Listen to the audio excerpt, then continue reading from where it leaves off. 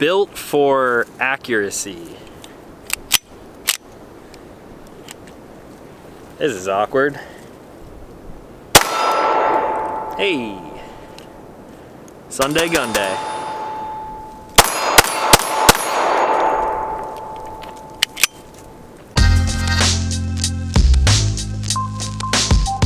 What's going on, everyone? Back with another episode of Stuff and Things, and today we are talking about 1911s again. Just like any pistol, all of the features are there to serve a specific purpose, and there are a ton of options when it comes to the 1911. Some are designed for duty carry, others for concealed carry, and the one that we are taking a look at today was designed and engineered specifically for accuracy. This is basically a gun that you may feel comfortable taking right out of the box and running some competitions with it if that is something that you're into. So the gun in question is the Springfield Armory Range Officer Elite Target. Much like a lot of the Springfield line, the RO Elite Target is built on a forged steel match grade frame, and the slide is precision fit for fluid, smooth function. And without even shooting this thing, I can already tell that it feels pretty damn smooth.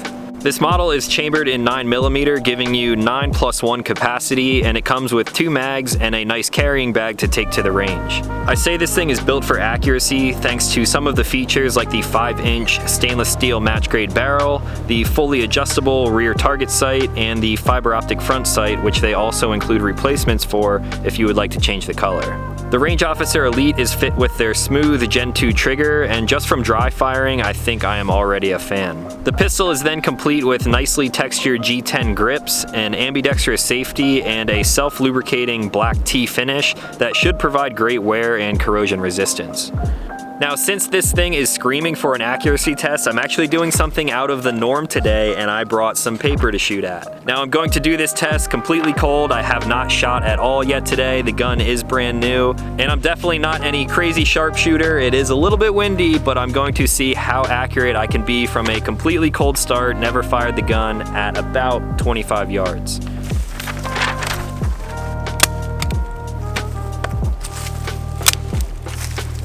Alright guys, we are back here cold from 25 yards, which seems way further than I actually thought it was, but I did use a rangefinder to set these distances. I'm going to be shooting some Fiocchi ball ammo, 115 grain. It's not going to give me the best accuracy ever, but I will just be kind of surprised if I can even hit the paper from this distance. Brand new, never fired. Let's see how it goes.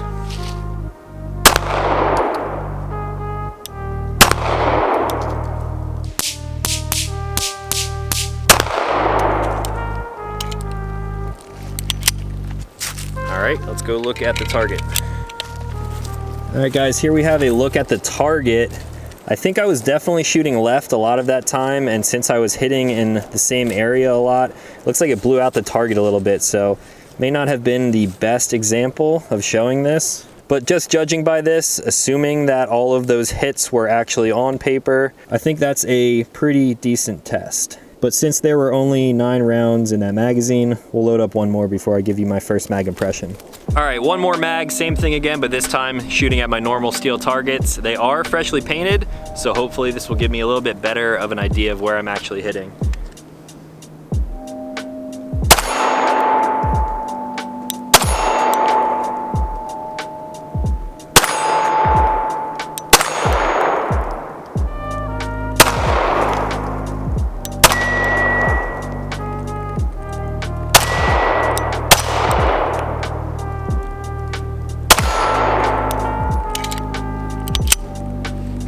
All right, according to all of the targets, I was hitting in that same exact spot, just a little bit to the left every single time.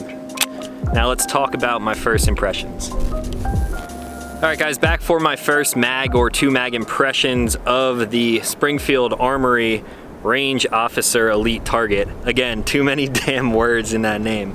I'm gonna start off with how this thing actually shot, and of course it was very, very smooth. For the past couple of weeks now, I have of course been shooting polymer framed guns because typically that's what I carry and that's what I enjoy shooting. For the most part, you get a bigger capacity than a regular single stack 1911 like this, and that's all just personal preference. But when I go and switch back to a traditional 1911 like this, I actually am a big fan of them, and they are a pleasure to shoot. Because the gun is bigger and heavier, it has that that slower recoil impulse, and overall it just leaves it shooting very, very smooth. The two guns that I will probably be drawing most of my comparisons from would be the two that I reviewed most recently, which were the Dan Wesson Specialist and one of the Colt Government models. Price point wise, this thing is coming in just in between those two, so it is not super low end, but it is also not a couple $1,000s. You're coming in at around the $1,000 mark. Now I'm gonna start from the top down with these sights. I did notice that the rear sights seem to be a little bit off from the start. I will try some different things with altering my grip and adding a little bit more trigger finger to see if I can bring those shots back to the right.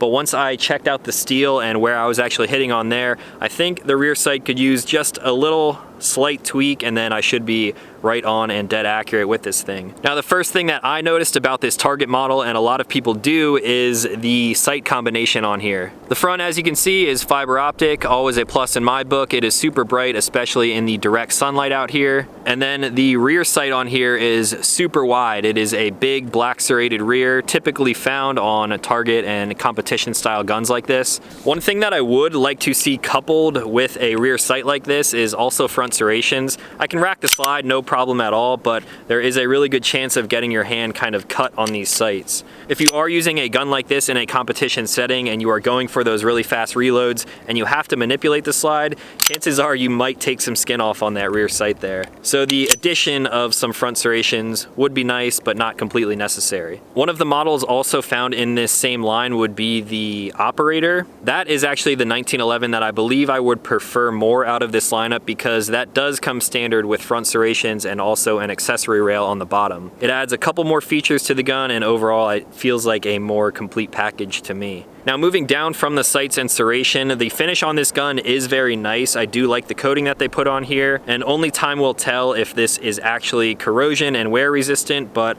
I'm not going to be putting this thing to hard use anytime soon. The hammer is skeletonized, so if you want to grab a hold of that and lower it, it's nice and easy. All of the controls are very easy to get to. The magazine release has no issue with letting those things go free. If the slide is locked back and you are going to put in a new magazine, I can bring my support hand thumb up here nice and easy and close that slide. I'm not gonna cold slam it on an empty chamber like that because people will freak out, but yeah, all the controls are placed very nicely. As far as the safeties go, there is the beaver tail safety, so you do have to have a nice positive grip on here in order for this thing to fire. And then the actual thumb safety is ambidextrous. It does not get in the way of my trigger finger, which it does on some type of guns like this. I definitely have no problem manipulating that safety, and it's a traditional 1911. The grips are very nice. They are made out of G10. It's one of my favorite knife handle materials out there. And they're not super aggressive like some of the VZ grips out there. This kind of falls right in the middle of a lot of the options, and I think it has a very nice texturing. If you get in close here, you can also see that it has some nice color to it. It's like a layered G10, and there's also some knurling on the back of the grip right here.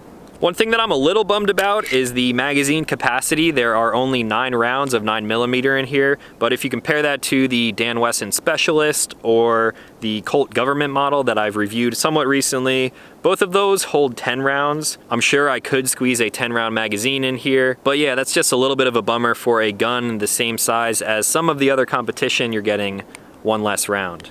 So those are some of my brief thoughts on the Range Officer Elite. I am going to shoot this thing a lot more, and I am going to tweak the sight just a little bit. Hopefully that will keep me shooting this thing pretty damn accurately, and I will also take it out to some distance to see how far I can actually go back with it. All right, I think I'm losing my voice. I'm gonna load up the mags, and we'll go shoot some more. This wind is not stopping anytime soon.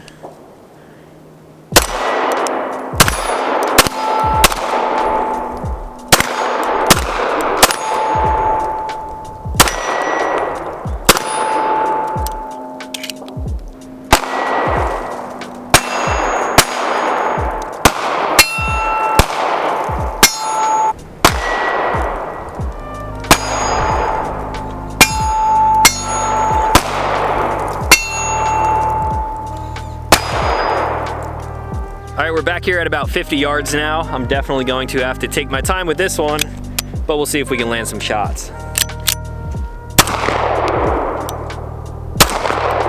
Ugh.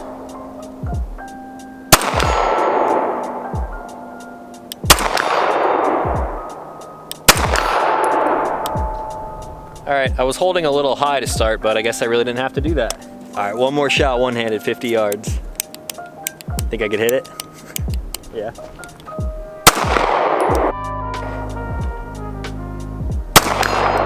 There you go. Second one, we'll take it. Just edit. Just edit it out.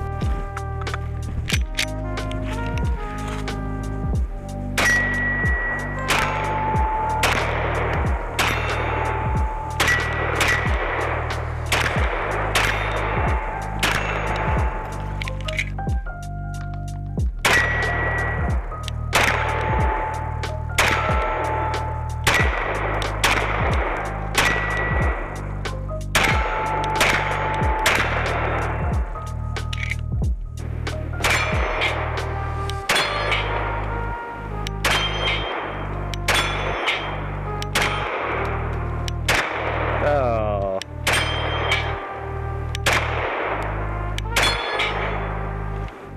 Count it. Oh, you f***ing kidding me?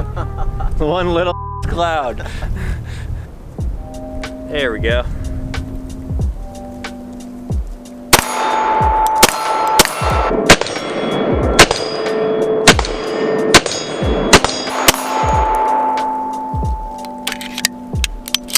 All right, we got enough time for a mag dump. As always, this one is for the patrons because without you guys, these videos would not happen. So thank you guys for the support.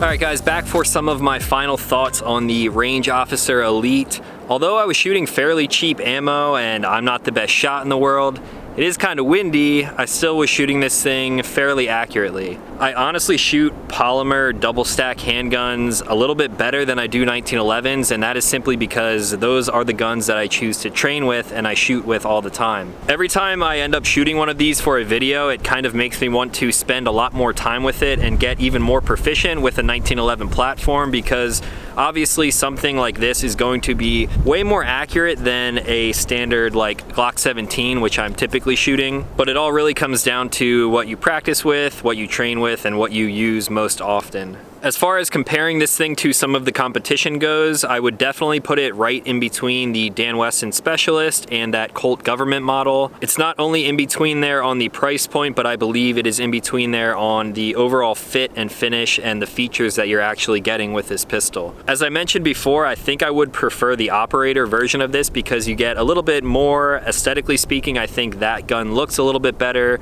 with the front serrations and the accessory rail. They're also coming in at around the same price point. The sighting system is different on that other model. However, this definitely seems like a very good platform to get into a 1911 if you are a fan of Springfield. As you guys probably know, I am not a huge fan of the XD line, but when it comes to Springfield, I am definitely a fan of their 1911 series. And if you guys like this video, maybe in the future I will end up doing some more in their pistol line. Now, as far as the trigger goes, most 1911 triggers are, of course, very nice, and it's hard to do a comparison if you're not holding two different guns in your hands and comparing them side by side. But here we will take a close-up look at this trigger. This is a very traditional 1911 style trigger. There are some ridges on the front there for a little bit of traction, and it is skeletonized as well. I, for one, would prefer a flat face trigger, but again, that is just me and my personal preference. So the take up on this thing is very minimal. You can instantly find that wall, and then there is a very nice and crisp. Check out the reset. It is very tactile and audible, exactly what you would expect from a gun of this caliber. And then I will see if I can find any creep in here. No, there is hardly any. Once this thing breaks in even a little bit more, I think it's going to smooth out even smoother than it is, and overall, it's a great platform. I think that's all that I really had for the Range Officer Elite Target.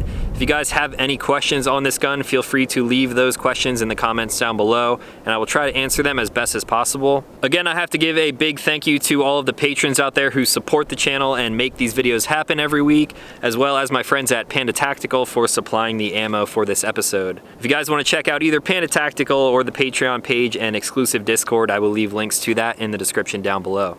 All right guys, well if you like this 1911 content, make sure you leave a like on here so I know to make more in the future. And if you are new to the channel, consider clicking subscribe because I make new videos every week. That's going to be all for today, so as always, thanks for watching and I will talk to you in the next one.